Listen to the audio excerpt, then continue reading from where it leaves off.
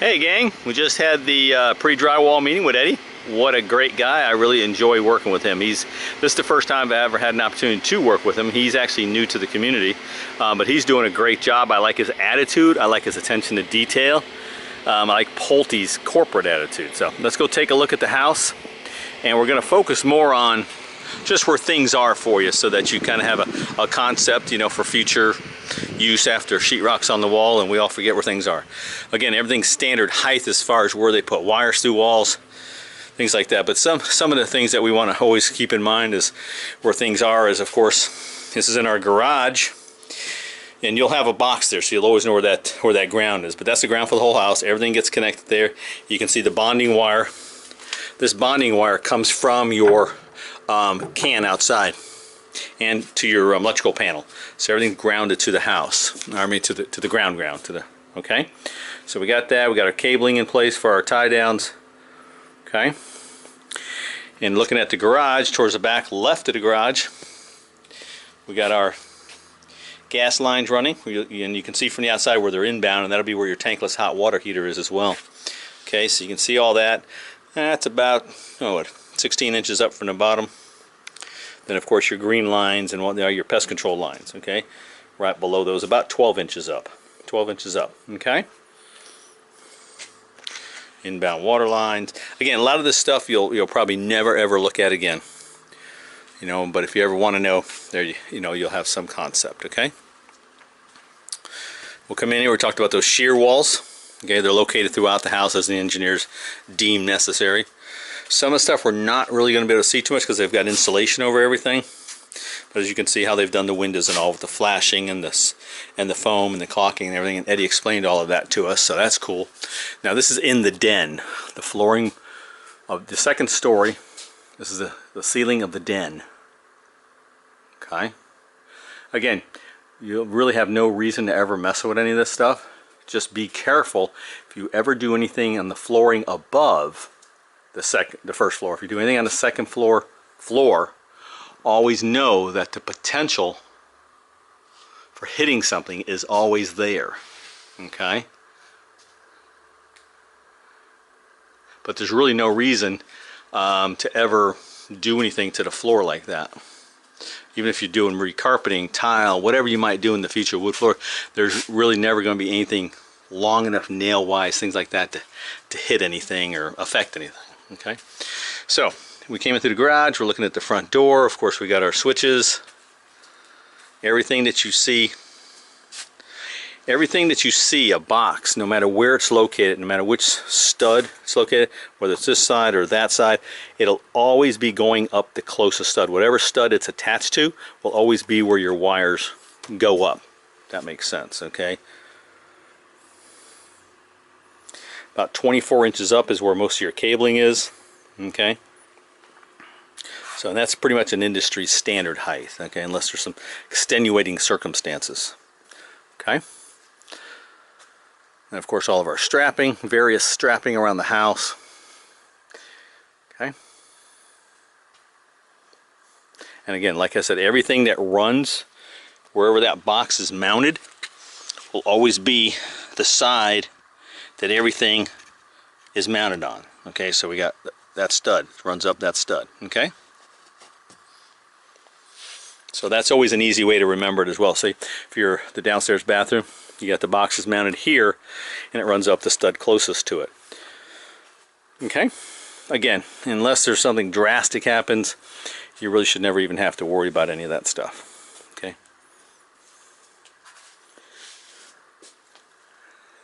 Alright, very cool. Okay, so I think we're in pretty good shape. Let's come back out of here. Again, that nice aircraft, they've got them tensioned. You don't want them too tight, you don't want them too loose. They've got them tensioned. There's a certain pounds per square inch they tension them to. Okay.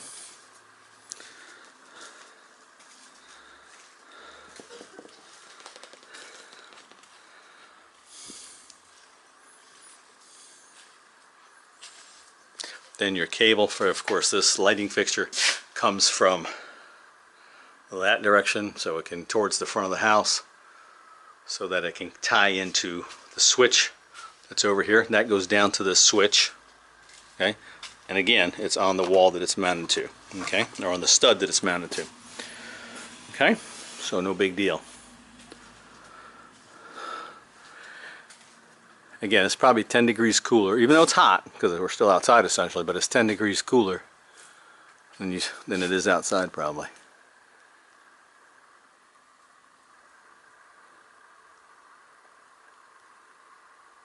Alright, very nice. Okay.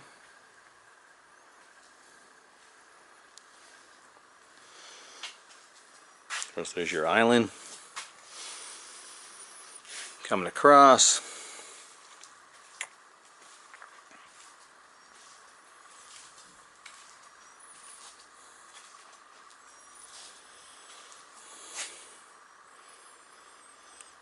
Okay, there you go. So all the wires are about 18 to 24 inches up.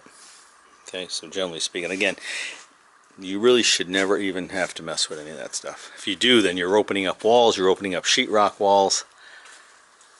It's then you got some big stuff going on, right?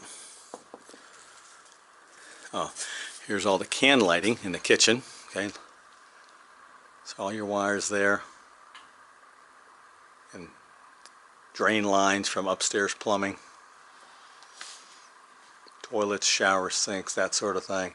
AC ducts running through, right? AC ducts running right through the middle of the kitchen. There's a lot of ducts here because there's a lot of, if you will, broken up rooms here. You got a lot of spaces here that they have to get air in and out of. Okay.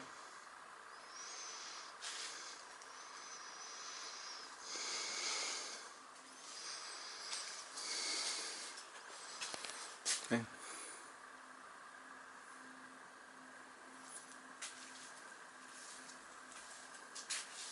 While we're out here, let's check out talking to Eddie about putting the screen door on the other side over there.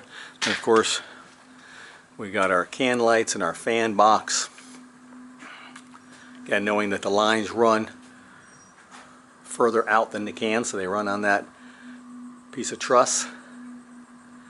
And then of course they go to your switches. Okay, now will be switched on the inside. Right above that corner is where they enter the wall. Okay, all the wires enter, all your cables. It's going to be 14-2 on those wires. 14 gauge wire with 2 wires. Okay, it's 2 wires and a ground. If you ever look in the end of one of those, you'll see it's called 14-2 on your 15 amp circuits. It'll be a 14-2, 14 gauge wire, 2 wires, plus a ground, the spare copper wire. That's what they call 14-2. And a 20 amp circuit, if you had 20 amp circuits, it would be 12-2, 12 gauge wire, heavier wire, 2 conductors, 2 wires, black and white, and then of course your copper ground. Okay, that's what those numbers mean. See our radiant barrier, all of our AC rough-in ducts rough-in. Okay.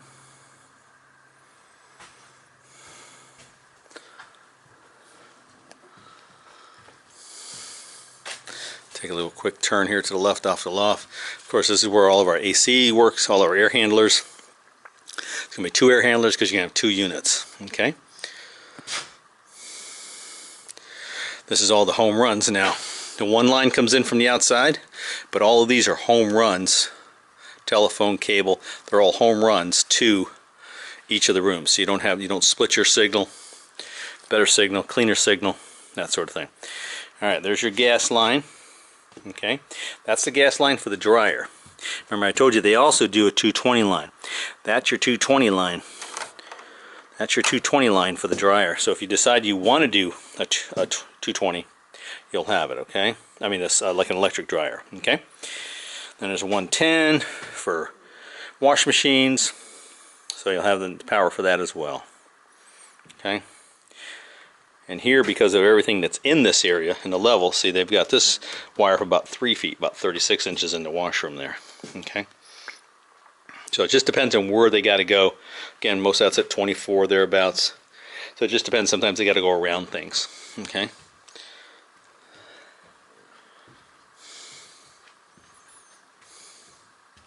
let's go back in here to the master. Where we talked about the air venting, moving the air through the attic space. You have to have air moving no matter what, because if not, one, it's hotter up there, and two, you start getting mold and mildew issues. You got to have air movement in a house, and you got to have air movement in your attic space. If you don't, you're going to end up with a lot of issues. So all the builders, everybody does that, and they've been doing it for many, many years, putting in those styrofoam. They're just styrofoam boards with they're angled, so they got a recess in them so they can move air through there. Okay, no worries. As you can see, again, wires running up the same wall the box is mounted on. Okay, our closet got our 2 sinks, our water, inbound water. Okay, and now all that water comes from the bottom. Okay, so if I move this, so I can find it here, it comes here, but it's going to come from another location. It's going to come from the bottom. Okay, that goes around that line. Okay, so back in, put that back up. Then you got your waste lines, of course. They go to the big pipes that we saw in the ceiling. Okay, so everything, all the water lines from upstairs come from down. So there's one for your tubs. That comes from downstairs. Okay, just like your shower, everything comes from downstairs. Okay.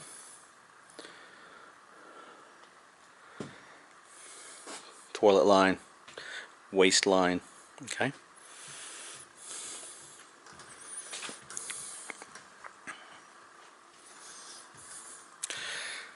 I mean, we're looking through the stud wall, but that's a long way down. Of course, you got your floor receptacle down there as well. Okay.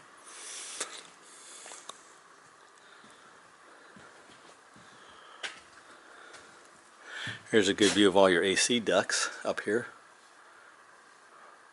Like an octopus. Okay, but these are all engineered systems for the amount of air they flow, how fast that air flows, because you don't want air too fast, too slow. You want just the right amount. You don't want a big giant air unit that's too big for the house. You don't want one that's too small for the house, you know, that sort of thing. Okay, so as your lines come, your hot water lines, your cold water lines all come from, you know, downstairs. Okay, so these are just your back rooms, kind of the same stuff. Okay. Alright, I think we're in pretty good shape. Hope this helps keep you guys in the know. You have a general idea where things are at as far as what comes through the walls. And again, most of the stuff you'll never ever be a part of or need to use or need to access. You live here 20 years and never have to touch any of this stuff. Okay, but if you do, you have a general concept. Plus there's other ways as you're doing things to figure that stuff out, so not a big deal. So Eddie's building us a great home here, super confident on the quality, of course, the techniques they're using, Pulte uses, amazing. Okay, as a matter of fact, before we do this, I'm going to take a walk around the back of the house and on this side over here, because we'll see where all the plumbing and everything is for the lanai. Okay, of course this is our panel. That's where your outside 200 amp breaker is going to shut the whole house off if necessary. The ground that all the cable guys and phone guys will be hooking to when they have to hook to these lines here. Okay, this gas line is going to be stubbed out, and you'll see it. I mean, it's already stubbed out. I mean, it'll be connected to the back lanai, so you'll always see where that comes in. Okay, no worries. They're gonna dig it. They're gonna trench it, and because they had to move everything in because of the way the framing was, they're actually gonna cover all that up, dig that out, cover it up, and the gas line is gonna come up under the footer and into the patio. Okay, so he's already got a handle on what he's gonna do there. All right, no worries. All right, let's get a look at the back of the house real quick while we're here. So air conditioning pads over there on the far side. There we go, check that out. Very nice, huh? Very nice. All right, let's walk down the other side and we'll meet at the front. Explained how they flash all the windows, seal all the windows. And again, they have a third party vendor that comes in and has nothing to do with Pulte. So if they see something they don't like, they'll be straight up with Pulte and say, hey, you got to fix this. So it's not the fox walks in a chicken coop. It's just, there's all of our tankless hot water heater infrastructure, right? Hot water, cold water, gas line, gas meter hookup. All right, very cool. All right, let me give you another shot of this front of this house. We are honored and blessed to be helping, to be a part of the process. Right now it's a house and you guys are going to create an awesome home here. All right, there you go. You got any questions, comments, or you think of anything else, you want to reach out, I'm always here, you know that. And we'll talk soon, okay? We appreciate you.